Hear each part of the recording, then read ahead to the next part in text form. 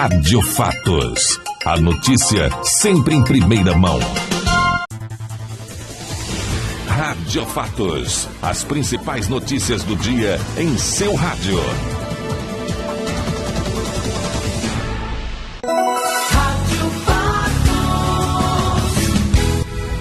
De vez em quando, algumas pessoas citam uma frase que teria sido dita pelo general Charles de Gaulle, célebre presidente francês. O Brasil não é um país sério. Há quem diga que ele nunca disse isto, e daí surge a dúvida. Teria ou não teria dito? Por que razões uma autoridade estrangeira teria falado isto acerca do Brasil? Em seu comentário de hoje, o Alamar Regis fala sobre isto. Afinal de contas, Charles de Gaulle pronunciou ou não pronunciou? Hein, Alamar? Se não pronunciou, deveria ter pronunciado, Geraldo. Porque, de fato, o Brasil não é um país sério. Ninguém pode apostar em nada em nosso país. Ninguém pode focar em nenhum tipo de atividade por aqui, porque não se sabe o que o governo do país vai aprontar lá adiante.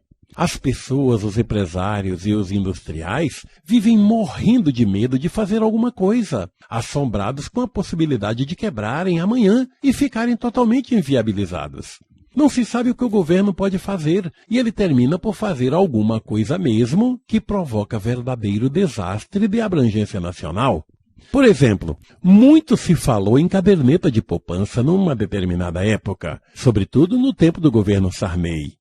Que caderneta de poupança era grande segurança financeira para o cidadão, que tinha a garantia da Caixa Econômica e do governo federal, que o povo pudesse ficar tranquilo ao investir as suas economias em poupança.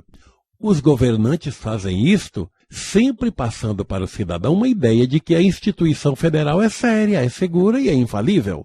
Aí entra o Fernando Collor de Mello na presidência da República e faz aquele confisco da poupança, pegando todo o país de surpresa e quebrando muita gente.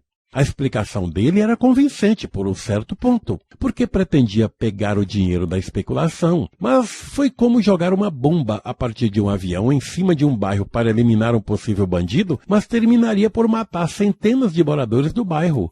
É o que o Collor fez junto com a Zélia.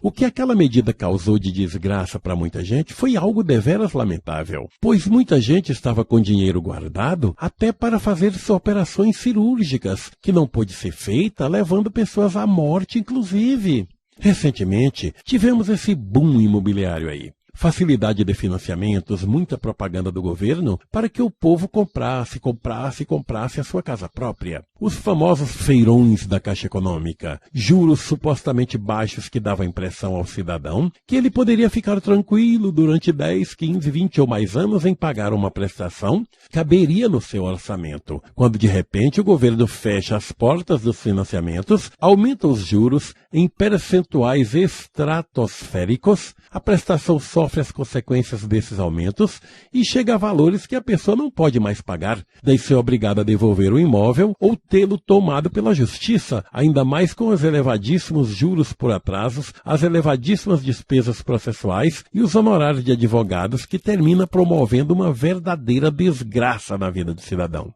Muitas pessoas vão ao suicídio, gente. A coisa é séria demais, muito mais do que você pode imaginar. O problema é que não é divulgado, apesar da imprensa adorar divulgar desgraça. Outro grande problema, este que vem se agravando há muito tempo, diz respeito ao cidadão que trabalha durante mais de 30 anos, contribuindo obrigatoriamente para a Previdência Social, iludido que o governo federal vai lhe garantir uma aposentadoria segura e digna. Quando, de repente, ao chegar à velhice, se vê decepcionado com a mixaria que recebe, porque simplesmente os políticos resolveram corroer os seus ganhos. Quem trabalhou contribuindo para ter uma aposentadoria na casa dos 8 salários mínimos, por exemplo, hoje está ganhando apenas 2 ou menos de 2 salários mínimos, vivendo uma acentuada baixa de padrão de vida.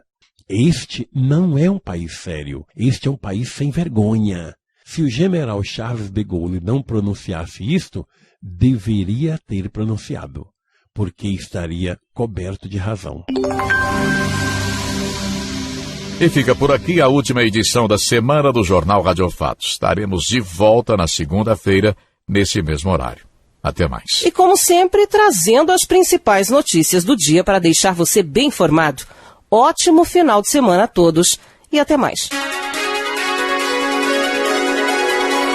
Você ouviu Rádio Fatos, com as principais notícias do dia. O Rádio Fatos volta na segunda-feira, nesse mesmo horário. Obrigado pela sua audiência e até lá.